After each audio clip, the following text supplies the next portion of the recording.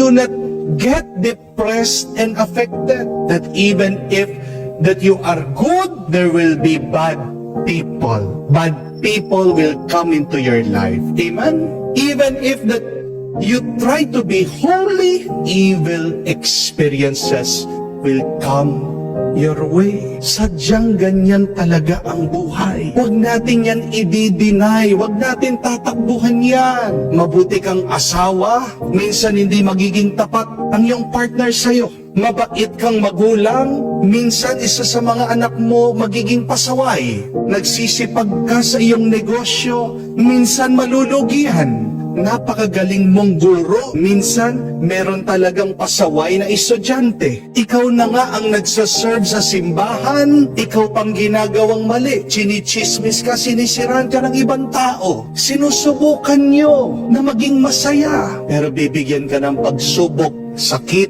ng Diyos. My dear friends, this is the reality of life. That bad things will come our way. Hindi mo mapipigilan na ang buhay ay maglalagay at maglalagay ng asin at alat sa iyo. Pero ang tanong, ano magandang gawin kung hindi natin mapipigilan ang mga masasamang nangyayari sa ating buhay kung meron mga plano na nasisira na sa ating mga karanasan? Unang-una po, kailangan maging malapad, malawak ang ating pag-iisip at pag-uunaw. Kung hindi mo mapipigilan ang dumarating, mas maganda na ilawak mo, laliman mo pa ang iyong paningin. Expand your consciousness. Deepen your understanding. At ang tanong, paano natin magagawa yon? Sa pamamagitan po ng panalangin. Si Mother Teresa, siya po ang nagsabi that prayer enlarges your heart to the point that you can contain God. Kaya nga po, pag merong nangyayari na hindi natin inaasahan, pag merong masama na dumarating sa atin, we should fall down on our knees and pray. Magdasal po kayo. At huwag kayong mabibigong magdasal. Kasi tandaan niyo po, di ba? All battles are won on bended knees. Kung hindi mo kaya, bumaba ka, lumuhod ka, at itaas mo sa Diyos yung nakakabigat sa iyo. That is the first. Yun po yung una. Pag malawak na ang iyong pag-uunawa, no man ang masama na darating sa iyo, hindi mo yan mapapansin at hindi yan makakaapekto sa iyo. Hindi yan maninira sa iyo. Pero pangalawa, dagdagan po natin ang karanasan natin sa Diyos. Sino ang Diyos sa ating buhay? Isipin niyo po, siya yung tubig na maglilinis sa atin sa mga masamang nararanasan natin. One symbol of the Holy Spirit, remember, is water. Kaya nga po, pag tayo nagpapabinyag, ang gamit para malinis tayo sa kasalanang mana ay tubig.